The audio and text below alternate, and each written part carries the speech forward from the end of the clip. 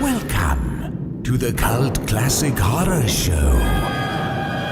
Every week, you can have the conversations you've always wanted to have about the films you love. Shut up!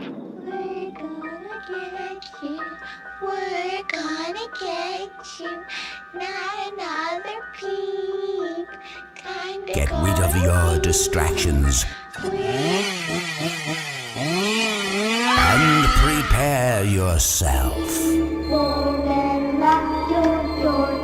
5, 6, gonna crucifix. You got a big surprise coming to you. You're not going anywhere.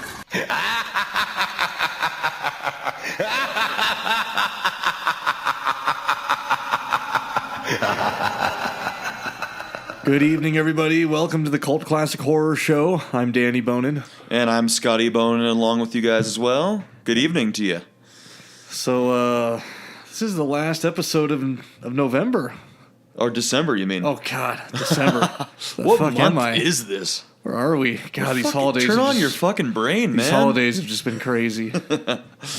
That's what you get for having a busy holiday. But it's good to have a busy holiday, right, guys? Hope you guys all had a Merry Christmas, by the way. Yeah, and hopefully you have some plans for New Year's tomorrow night. Oh, yeah. I don't know if I do, actually. We were going to go out and... You going to go out to the nice restaurant? It's going to be nerds and stay at home, maybe cook a nice dinner. Thought you guys might be going to Flagstaff House. Nah, they were booked up. Oh, man. Yeah, this place is awesome. But yeah, hope you guys had a good Christmas and avoided all the shopping rush. I fucking hate shopping when there's people out there. Oh, God. And then you run into people that let you know and stuff, and it's like, God, I need to move out of this city. Yeah, you're like hiding behind clothes racks. Fuck, there's Eric over there. Shit. Fuck, Eric. And then he's hiding, and then you see him, then he sees you. And you're like, hey, Eric. shit, yeah, there. Oh, hey, I thought that was you. That's the worst. Or you just walk by and pretend like you're talking on the phone, even though you're not talking on the phone. Yeah. That's what I always try to do. Anyways, well, so let's jump in. We're gonna talk about Army of Darkness tonight. Yep. We did Evil Dead 2. Now we're closing it out with Army of Darkness. And this Why not? this closes out our month of all things Evil Dead, which I'm very sad to see go. Yeah. Oh, yeah. I know. There boy. goes the phone. Oh, there goes phone. the telephone. We'll shut that one off. That's that was all right. the wife. She'll be mad that I denied her call. Just ignore her call. You don't need to talk to her right now. We're in the middle of our show here. Yeah, what's going on here? Yeah, so we're all things are so yeah, we I had a fun time talking about Evil Dead and the first Evil Dead and Evil Dead 2. Yeah, I'm sad to see this month go by. Yeah. We launched this podcast and we started with Evil Dead because we love Evil Dead so much. Mm-hmm. And it's probably our favorite cult classic horror franchise. And so why not start with it, Why not? And now here we are. And December 30th, and we're closing out with our and favorite. I'm sad to see it go. But it doesn't mean that we won't talk about Evil Dead in the future. Yeah. So we're still talking about Ash versus Evil Dead on the Deadite Lounge, which you guys should check out at cultclassichorror.com. And that's every Sunday. Every week. Every yeah, week. we release the show every Monday. Every Monday, yes. Sunday night, Monday morning, somewhere around there. And although the first season's almost over, so we'll take a break there. But I know they'll be doing another second season. Yep. So we'll jump back already in. scheduled for a second season there. So yeah, I'm not sure what we're starting with next week, but I think it's going to be Dead Alive. Yes, so Dead we're Alive. gonna be talking about that, and we'll is see if we can another get an cult interview classic. also with the main guy in it. So Yeah. So you guys got to stick around for that. It's going to be very exciting. We'll be bringing on some, some actors from the movie, and then special guests too that you'll hear from. It's going to be a good time. So, all right, well, let's jump into it. Army of Darkness.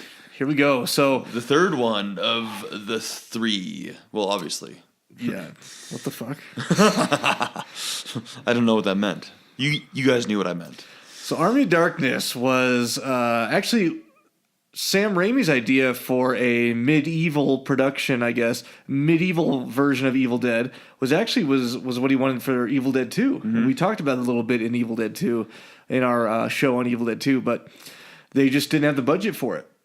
Yep. And Irvin Shapiro, who, if you've been listening to the last couple episodes, had a big hand in distributing the original Evil Dead, especially in foreign markets, and then also pushed for Evil Dead 2. And, so he actually wanted Evil Dead 2 to be, Evil Dead 2 and the Army of Darkness. And Yes. Sam Raimi was pushing for the medieval Dead. Yeah, it was set in 1300 AD. Yeah. And have the Deadites with the castle and Ash traveling back in time. Yeah, but then they didn't get approved for the budget for it, and so they ended up back in the cabin. And when they started working with Dino De Laurentiis, he wanted a cabin version again. So that's what happened with Evil Dead 2. Yes. So then, in between these two things, Sam Raimi did Darkman, which is a great movie. Yes. Yep. And Which had the same music composer as The March of the Dead, which is Danny Elfman. Danny Elfman. So he took a break, did Darkman, and then that sort of got things going to get Army of Darkness going. Kind of brought back Army of Darkness, like, hey, we still have this idea. We still have the script that we wrote originally. Yeah. We should push forward with this idea that we have here. And actually, their working title was Evil Dead 3, The Army of Darkness. And that was it for a while until Universal changed it. Yes. They didn't want it to have anything to do with Evil Dead. They didn't want Evil Dead in the title. And Sam Raimi originally wanted to be the medieval Dead. Yeah, which is what I just said about Evil Okay, Dead 2. yeah. But as the title, yeah. But yeah, so then later on after the fact, they wanted to stand alone on its own, so they just named it Army of Darkness. And that's why it has nothing, the name has nothing to do with the previous movies. So yeah, that's sort of how they birthed the movie. Yeah, very fun fact. And it kind of took we saw the more I guess horror movie of the first Evil Dead, and then Evil Dead 2 kind of gets into some comedic jumpy points and comedic, and it took a turn for Army of Darkness because there was all those great one-liners, and there was a lot of comedy in it, but still had the horror and the skeletons and all the good stuff that we like. But I think it might have hit a spot with fans to where I don't know if I like this. I like the old Evil Dead, and it definitely did when it came out. Yeah. There's a sort of a fan uproar, and it's totally not like Evil Dead and Evil Dead 2, as everyone knows. Now it's sort of accepted as part of the series, part of the trilogy, a cult classic. The fans just love it all. But when it first came out, it was. Back in but they 92. talked about how Sam Raimi was pushing towards the widest audience possible. Yeah. And that wouldn't include horror fans. So it's more of a sci-fi fantasy feel. That's what the genre was listed in. And Universal wanted a PG-13 rating. And so they cut down all blood and gore pretty much out of the movie.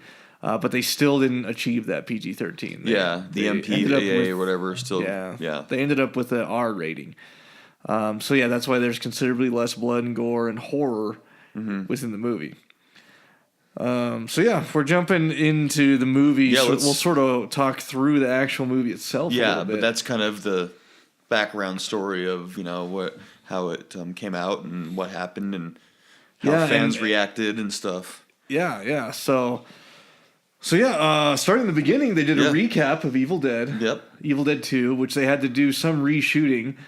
Which wasn't in the original 81-minute version. That was in like the actual original version. Yeah, so there's a couple different versions. They have the director's cut, which is 96 minutes or so, and then the original version, which was 81 minutes. 81 minutes, I believe. Yes.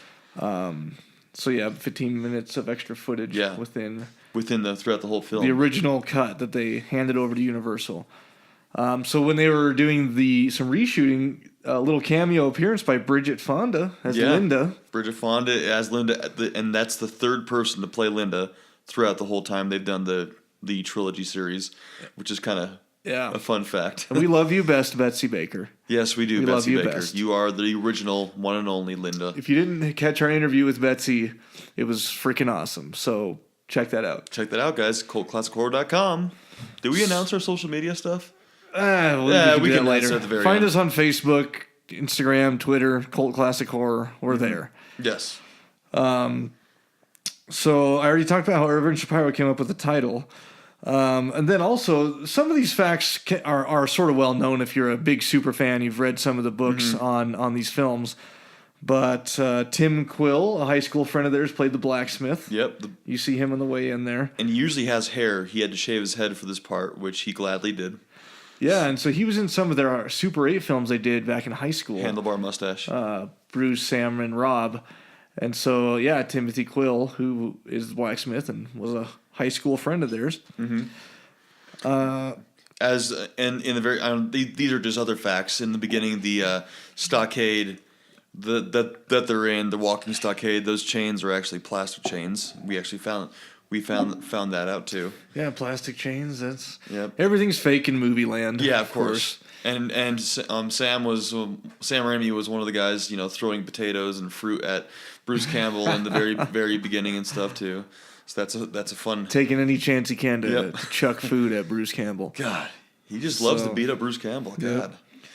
So that takes us then into the pit, which was actually a little tank they had, Introvision soundstage where they built that. Oh yeah, yep. So they built that, filled it with water, and the Deadite was a gymnast. Yeah, and they use many gymnasts in this movie. Well, not many, but I know two. A couple. Yeah, but yeah, to get the job done. And as we see the Deadite in the pit, she did like 2 backflips before she punched Ash in the face. Yeah. So we noticed. And then got him right in the balls too. Yep. Oh yeah. After that. God, I love that pit scene. He's just fighting. They everyone in the medieval time finally sees the real side of Ash because he's of the badass Ash, and cutting out the hand and sticking on the old man's face. Tim Quill laughing. That's like the first comedic action right there. He laughs and like, oh, this is gonna be funny. Yeah. Well, and Sam Raimi talks about how Bruce Campbell the Ash character goes back and forth in Army of Darkness so quickly between dumbass and confident hero. Yeah. Yeah. So one minute he's cowering and caring only about himself, and then the next minute he's the hero that thinks he's a badass. Yeah. So and we'll get I made some more notes on that as we get deeper into the movie here that I'll talk about. It's like it's great to see different sides of Ash and how he's stupid. He misses. Overall, he's an incompetent idiot. Yeah, but we love him to death, and we can't help that, right? Yeah, it's part of the character. Oh, of course. One of the other things Sam Raimi was saying that they loved how you saw. Before he fell into the pit, you saw he has no hand on his right arm, right hand, and I think I might have told you guys this in a later episode, or a past episode, but he wears a metal rod on his arm to keep his wrists from actually moving. He has a plate over his wrist. Yeah, a metal plate. So that's cool that his hands underneath that, of course. But that must have been a pain in the ass to actually wear that plate in his hand. Yeah, yeah. So, they get out of the pit, and it was sort of funny to hear him talk about how one of the extras in the background had written a song for Evil Dead, or for the movie that they ended up not using because, of course, Joe DeLuca. Joe DeLuca. Loduca. Yeah, because they swapped it in Evil Dead, so I always get his name wrong. Joe Loduca. Did the score, and Danny Elfman did the March of the Dead, so they didn't end up using it, but it was funny. They used a lot of their friends as extra. Josh Becker was an extra who was in the crowd. And so he was sort of an all-around helper for Evil Dead on set and was a friend of theirs. And then Ivan Raimi played a couple of different parts, Sam's brother, who also co-wrote Army of Darkness. Yep. They all snuck in there somehow. And I know this is coming in further, but we saw Bruce Campbell's dad, of course, in it too. Yeah. And I guess he appeared in it, and he's the old guy that gets killed during the battle scene in the battle scene with the dead and the living, of course. Yeah, well, right when the Deadites break through and enter the courtyard, and they do that whole group spear karate thing where they're like, ha, hoo, ha. And they stab him. Right after that, there's a shot of a bearded man getting stabbed. Bearded old man. Getting stabbed, and that's Bruce Campbell's dad. So, fun fact there. Look out for that next time. You guys can't miss it. Oh, and then he dies. So then after the pit, it's the she-bitch, the witch scene. Mm-hmm. And apparently that was supposed to be a very large battle scene with pillars falling over, like a domino effect. And they shot some of it, and then they just ran out of money for that scene. Mm-hmm. So they scaled it back, reshot the scene, and it turned out to what you see today. Yeah, and that was filmed. Most of the movie was filmed in the L.A. area. Yeah, well, Hollywood. the whole thing was around. Yeah, in the quote unquote studio zone in the L.A. area. Which that scene with the she-bitch, she was supposed to, like you were saying, supposed to be this big elaborate scene, but they didn't have enough money to do what they wanted to do. But I thought the way it looked was great. Yeah, they did a good job. Yeah, they did a good job with what they had, as they always do in this whole trilogy. But it would be cool to see a scene of pillars domino affecting, falling all around them, a big battle with Ash and the witch. They need to bring that back. Dang it. Yeah. Well, there's a lot of things that didn't get done that Sam wanted to do. He wanted 2 extra weeks of shooting on top of the already over-scheduled shooting they did. And then Sam, Bruce, and Rob even threw in a combined $1 million of their own money to shoot certain parts they thought the movie needed. Yeah, and even Dino De Laurentiis thought they said didn't it need. Was unnecessary. Yeah, so definitely Army of Darkness wasn't as far as Sam Raimi wanted to take it. That's for sure. So it would have been interesting to see what he could have done with a few million more dollars. Yeah, a few more million. And I think they had like 11 million was what they had. Yeah, and it ended up being 13 or something. Yeah, but then they had to put an extra million themselves, which is crazy. I mean, I just love it because that's what they do to entertain us. The producer, the director, and even Bruce, puts the money in their own movie to make it look awesome. You hear that sound? What is that sound? Oh my God! It's time for the horror halftime. Horror halftime is here. If you've been listening to the show, we take a brief horror halftime for some fan interaction, so you can be the horror freak of the week and win some free gear. So what we want you to do this week is last week we did a Christmas meme for the horror halftime, but now since New Year's is tomorrow night, I want to see your best Evil Dead, Army of Darkness New Year's meme. So if you can go create, you have to create it. We've seen all the memes. Trust me, we'll know. Don't be a douchebag.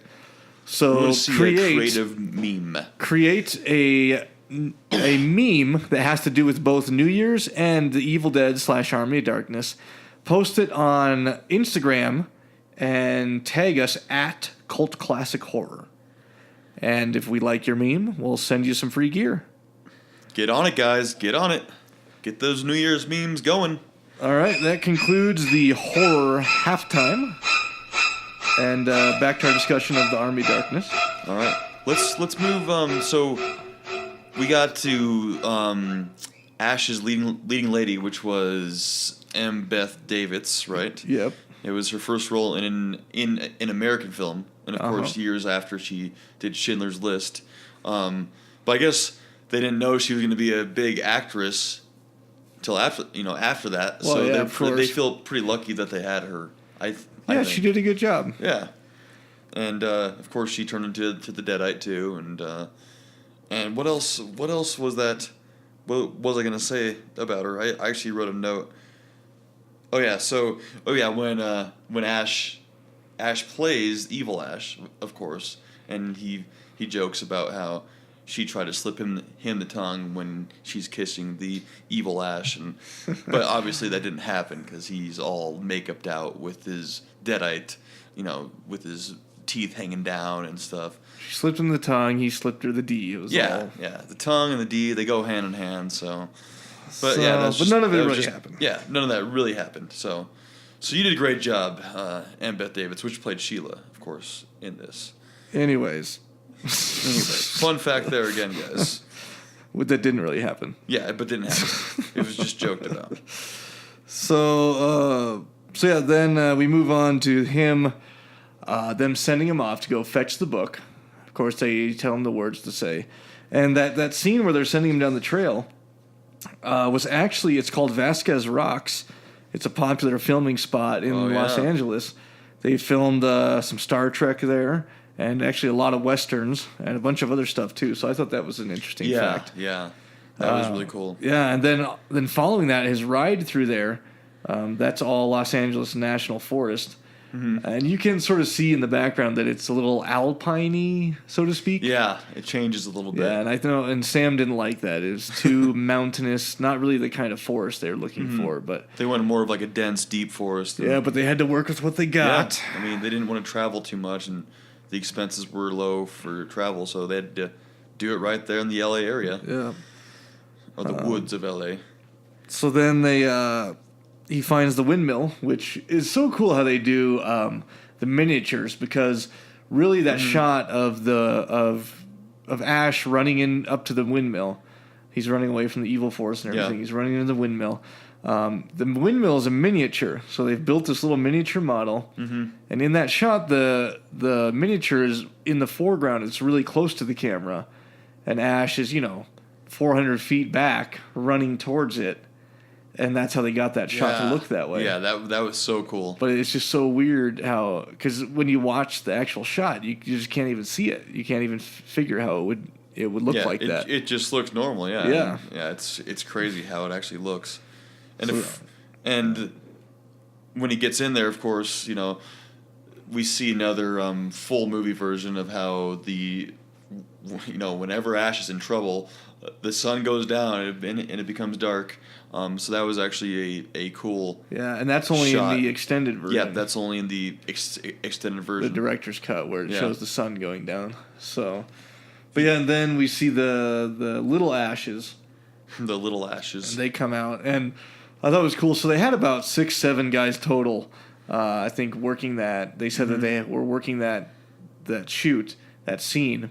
And but usually at one time there's about 3 main ones, and they had 2 lookalikes for Ash that they put fake chins and noses on. But anytime you see the main mini Ash, it's always Ash playing it. It's always Bruce Campbell playing that mini Ash. So that's pretty interesting. Yeah, they had a bunch of lookalikes, doubles. Yeah. And that'd be cool to be an Ash double, just getting like a nice big fake chin and nice nose and stuff. Yeah. And they were saying that the boiling water that he drinks was dry ice that he was drinking down. Yeah. With the smoke foaming Yeah, well, the out. dry ice was in the pot, with the water, and it makes the water bubble. Yeah. But yeah, so that was burned his face on the stove. There wasn't really a too big of a burn there on his face. No. I always noticed that, like, he just had his face on the stove for like it would a be minute. fucking scorched. It would be if it was scorched real. to hell if he would have got up. But and of And course his ass on the stove too. Yeah, and that's in the extended version too. Yeah, his yeah. ass on the stove. But yeah, Poor you Ash. just got to use your imaginations with these, So then, obviously, he runs out. He's got the 2 Ashes. The one growing from his shoulder, which was a dummy that he controlled the hand with a little device through. It was like a big suit that he was wearing. Yeah. Bad Ash and good Ash. And then also a double that he used once they're crab walking on the ground together. Love that crab walk. But It's like in like fast motion. But another fun fact, when he chops him up and he buries him, and he throws the dirt on his face, he says, "What's that you got on your face?" It's Sam Raimi throwing the peat moss. It wasn't real dirt, it was peat moss. Throwing that on Bruce's face. He didn't have a prop hand do it. He didn't have a crew member. Sam Raimi had to take the opportunity to throw dirt on Bruce's face. Yep, of course. Apples, potatoes, dirt, peat moss. Everything, he loves to beat him up. Even in the next scene, he was the one holding the book behind him that's chewing on his neck and stuff. Yeah. Sam Raimi just loves to beat up Bruce. So then he fucks up the words he's supposed to say. And we all know that's like one of the most famous Yeah. scenes in this movie. And yeah, if you didn't know, Sam took the words from The Day the Earth Stood Still. It was the only words that could defeat the guy with the laser eyes. I forgot his name. Yeah. But yeah, so that's sort of just stolen from there. And then I love, of course, the first book he tries, and he gets sucked in and gets that long, stretchy face. And I guess they actually had to make a stretchy face on Bruce for that day. Yeah. Or whatever. So the way it looked in the movie was actually what they did. They must have done, whatever on his chin, the makeup, ceramic, whatever, plastic, whatever. And I guess he couldn't eat normally, so he had to eat all liquids during that couple days shoot or that day shoot, and through a straw. His mouth was really in the back of that chin there. Just think about that. That is hilarious as hell. So then so then it goes through the whole, he comes back, he says the words wrong. Yeah. He finally admits it to everybody, and they say they're going to take him back. But, I didn't have a whole lot of notes going through that whole section. Yeah, I mean, you get, like, the skeletons and stuff, other than Ivan Raimi was the one saying, "You can count on my steel," when he's making the speech about fighting the Deadites. You can count on my steel, yeah. There's that one cameo of him there. But then it shows the whole collage of him, or montage of him, building the death coaster and making the gunpowder pouches for the arrows. Oh yeah, with the chemistry book that just happened to be in the back of his car. Yeah. And Sam Raimi talks about how he doesn't like that looking back now because Ash is really too stupid to be doing all that. Yeah, he really is too much of an idiot. He wouldn't have time to do that. He's too good for all that. Yeah, I mean, he just wouldn't know he would be trying to get laid by another girl instead of all that. Oh, of course. Of course. So yeah, that's sort of out of character for Ash there. All that. At least that's what Sam Raimi thought, and yeah, I sort of agree with him. Yeah, Ash is a fucking idiot. Yeah, I mean, most of the time, unless he's killing Deadites. Yeah, I mean that's when his true badassery comes out. But most of the time, he's just a pompous asshole. But what can you do? So it was funny note that I don't know if you guys noticed that during the movie when he's riding the horse, he doesn't know how to ride the horse. I guess he had to take horseback riding lessons or whatnot. And every time he got on the horse, he was about to fall off and got stuck in the holsters. Or not the holsters, the stirrups and whatnot too. So he had to take horse riding lessons. That's a lot of whatnot. Whatnot, yeah. I said whatnot a lot, right? But yeah, it's just crazy. He thinks he's good at everything. And he can't ride the horse either. So we already talked about his dad getting killed. That sort of comes up next in the movie. And then there's the famed story that most of you probably heard already where they're sword fighting on the stairs. And Ash flips one of the Deadites over and down the stairs. And actually when they were shooting that, he got a gash on his face from his body armor. So they rushed him to the ER to get stitches during the shoot in full makeup. And when they got there, the doctor was like, which one's the real cut? Are you sure? Are you sure there's only one cut?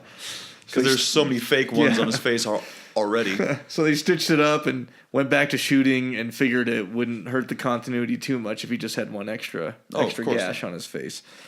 Yeah, and of course they talk about how they have to keep track of Ash's cuts and bruises to make sure it's it lines up with the filming. Yeah. So they'll do one scene here and then they'll do another one like 4 days later. Like, oh wait, how do those cuts look at your face on in that one scene? We have to make sure they look the same. Yeah, and then when they cut it up, they take the director's cut when they take the original final cut of the movie and Universal chops it up, then all that shit goes out the window because now you're missing scenes where he might have got more cuts or something on him, and that's where fans whine about the continuity. But by being accurate, it's a little bit out of their control. I know. So what can you do, guys? What can you do?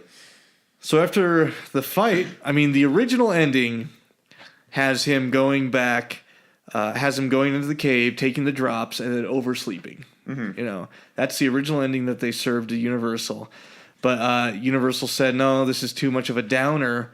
We need a heroic ending. So then they, months after the fact, they went back and shot that sequence at S-Mart where he's back and he blows the sheep. The next she-bitch is there, and which they shot at a lumberyard for 4 days. Yeah, because they couldn't get the same location as the S-Mart scene in the beginning of the movie. Yes, so it's two different locations.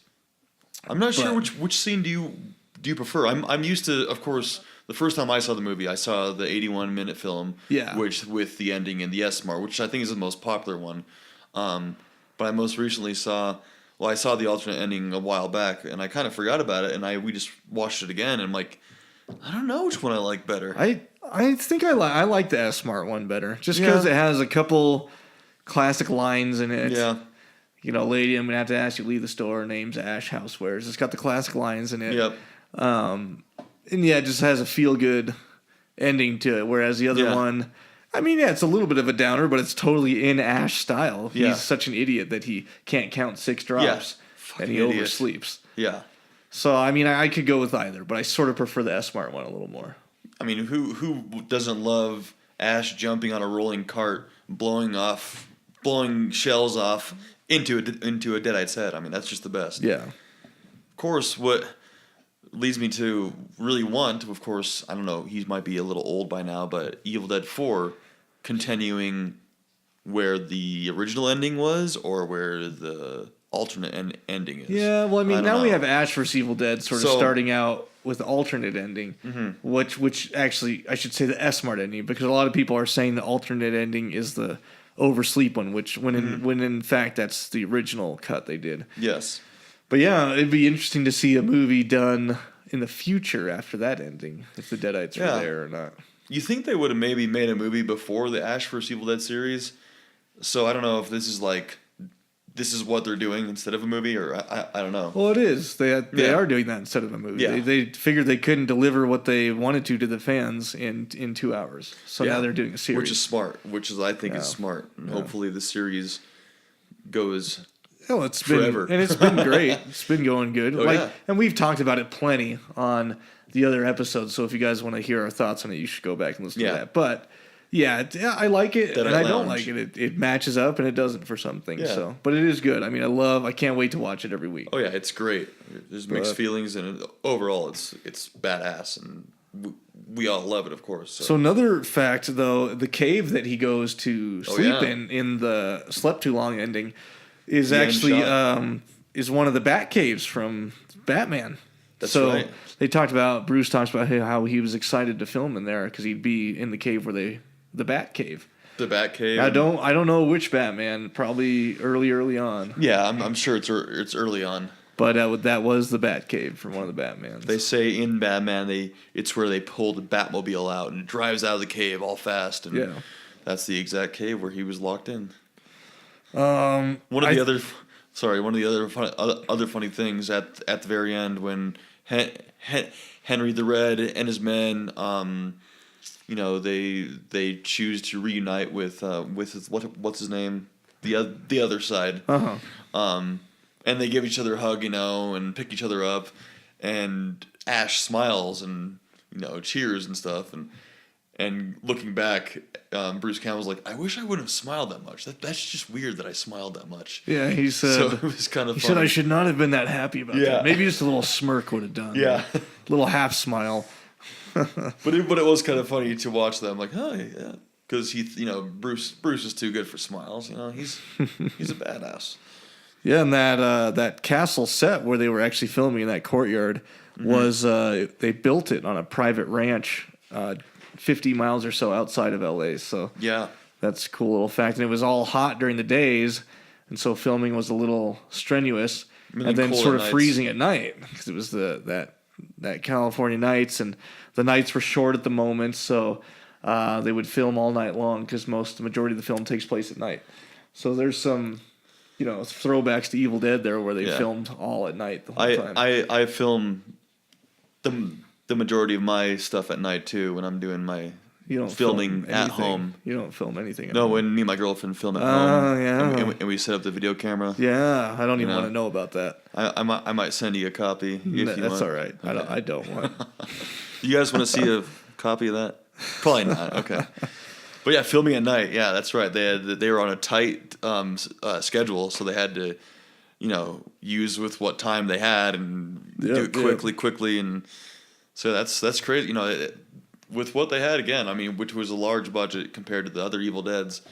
I love the movie, and I know Danny, you and I, we saw Army of Darkness before we saw the Evil Dead as kids. Are you sure about that? Because I'm not positive about that. I thought we did. I know that I did. Maybe. Because we were. It was so long ago. I don't remember. Yeah, I mean we're not too old, and we're 30, and we saw it I guess this was 1992 when it was released, so we probably saw it a couple years after that. Yeah, I mean, it was probably like 96 or something. We were Yeah. probably like 11 years old or Yeah. so. But yeah, that's pretty much wraps up Army Darkness. Yeah, that wraps it up, guys, and that's wrapping up December for us. Yeah, for all this things series. Evil Dead. So yeah, we hope you guys have a great New Year's Eve and join us in the new year as we move on to our other cult classic favorites. Yes, the new year, not the nude year. Yeah. Yes. It could be the nude year Yeah. if you play your cards right. We're actually nude right now, if you guys want to know. Actually, no. Yeah, you would never know. Yeah, we you could would just never be know. doing this in the nude. But yeah, join us next Wednesday. And find us at cultclassichorror.com, on facebook.com/cultclassichorror, Instagram @cultclassichorror, and Twitter @culthorrorshow. So, yeah, thanks for joining us, and we'll see you on the next episode. See you next Wednesday, guys. Don't you blame the movies. Movies don't create psychos. Movies make psychos more creative.